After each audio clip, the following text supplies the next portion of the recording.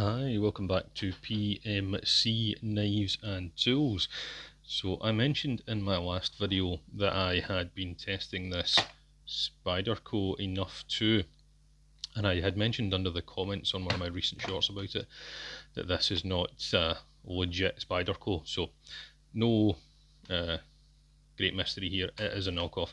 I bought it out of curiosity because it was on Temu, I think it was Temu, and it was not expensive, and I thought, do you know what, the Enuff 2 is very expensive, let's try it and just see, how bad could it be? If it turns out it's absolute garbage, then it's only a relatively small amount of money that it cost me, and if it turns out to be really good or even halfway decent, then it's been a bargain. It was a tenth or so of the cost of the real Spyderco Enuff 2. One thing that I noticed really amusingly is, if you look here where it should say Spyderco Enuff, it actually says Spyderoo. The Spyderoo Enuff. Fantastic. So, those of you with a keen eye will have noticed it doesn't have the leather secondary strap, which helps to stop the blade from falling out. It just has the ordinary retention clip or retention friction, which is done just by pushing these lips of the casing here over the shoulders of the handle and holds it in place that way. It does have quite a bit of rattle. Multi-way belt loop clip thing, you can use it horizontal scout carry by turning it 90 degrees, or you can just wear it on your belt like I have there, so it sits quite high up on the hip. And you could do the fancy lacing thing or put in the belt loop at other different points. So it's a multi-way sheath. The sheath's done fairly well, other than the somewhat annoying rattle, but can't say it really bothers me.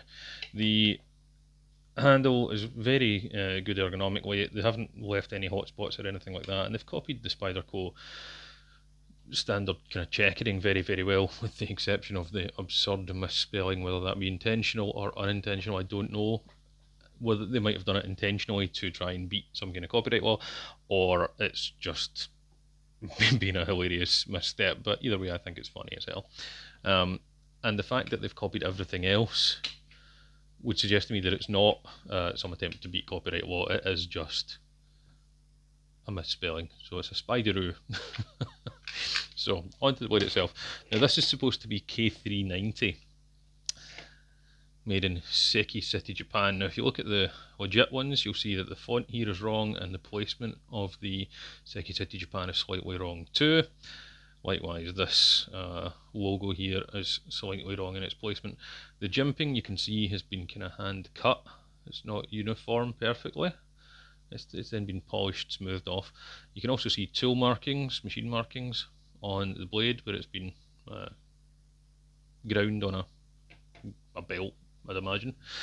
Full flat grind, and where it says here Spyderco K390, the Spyderco K390 font is wrong, and the spacing between the P and the Y is wrong also. In fact, the spacing on the whole thing's wrong. The Co actually lifts up higher than the rest of the word Spyderco.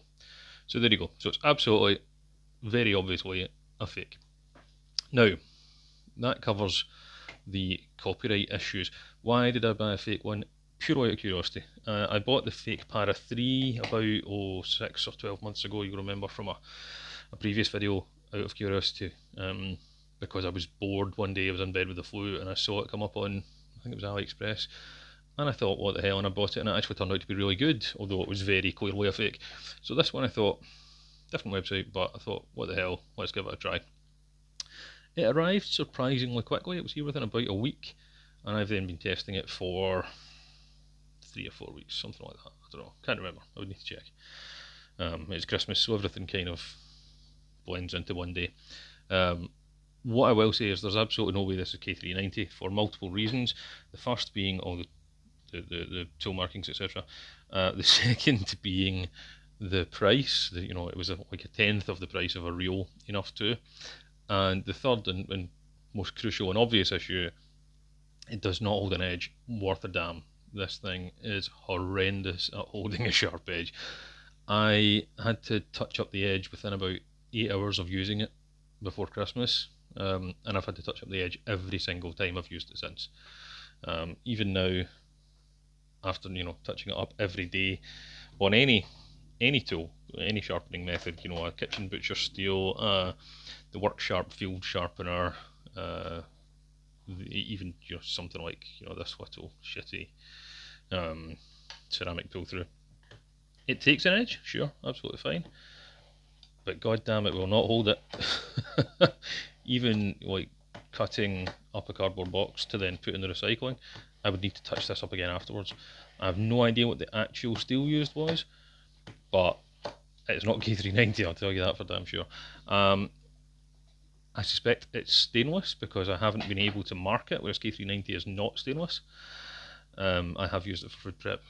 K390 would have taken some patina, but K390 holds an edge. This does not take patina, but does not hold a damn edge. Maybe it's not even been heat treated, potentially. I couldn't say. I can't speak to the processes involved in making it. It was definitely made cheaply. The original is a skeletonized handle within the tang, a skeletonized tang within the handle. I'd imagine this is probably the same. The original does that for weight reasons. They probably do that on this one for price, if I had to guess. I haven't bothered to take a Torx driver to take off this scale to find out if it's skeletonized inside. It's definitely heavier at one end than the other, but again, I don't really care enough to go dissecting it and find out. It was cheap. It was maybe £20-ish. That's not even the exact amount of money I paid for it. The real Enuff 2, the most recently that I googled it a few days ago, was like £220-ish. So that this is probably a tenth or even less than a tenth of the price of the real one. So does it cut? Yeah, sure, it cuts fine, but ergonomics is great, as because they're based on an original, which also has great ergonomics. I'd imagine one of these days I'll get around to buying one. But it does not hold an edge. So if you're looking for just a cheap beater, which is exactly what I have been using this for, and it's perfectly fine for kitchen tasks. It has the right blade profile for a general purpose kitchen knife. It works perfectly well. And if you're using it as a general purpose kitchen knife, you probably wouldn't need to touch it up quite so much as well, because it's going to cut through chicken breasts and cucumbers and peppers and apples and all that kind of stuff perfectly well with even a mediocre edge, because of the edge geometry, because of the full flat grind. That's mostly what I've been doing with it. I have used it for white prying as well, just because I don't give a shit about it. Basically, it's a fairly poorly made knockoff, and therefore I'm not precious about what I use it for or how I use it. Again, I'm not precious about how I sharpen it, so I've been sharpening it, stropping it, honing it, just whatever way I feel like on any particular day, because it does need touched up after every use. So it's definitely not K390, probably some nameless stainless steel. Debatable whether it's even been heat treated, but the ergonomics are good. The price was good for the fact that you get a comfortable, usable knife in a comfortable, versatile sheath. But it's not a Spyderco, and it's not going to compete with Spyderco's market share.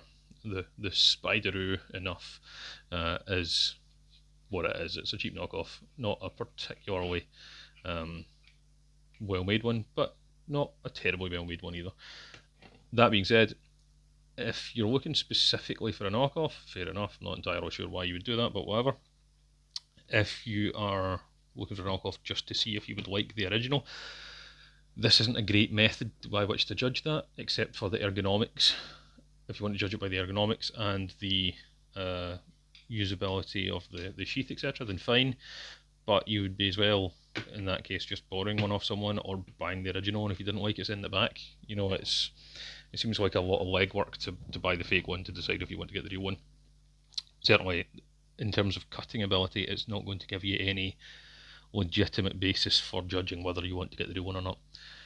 I have bought, and you'll see in my other videos too, there was a budget survival knife one from just the top of my head that was black, from, I think it was AliExpress, a black survival knife with a sheath for like £3 or £5, which was a similar size to this, in all black, with a kind of a hollow grind, that was a quarter of the price of this and cuts better. So the ergonomics of this are great if you're just looking for a general purpose kitchen knife, but if you're looking for a budget fixed blade bushcraft knife or survival knife or camping knife, and you really don't have a lot of money to spend, there are other equivalents out there that are cheaper that do the same or better job at cutting material from the same sources.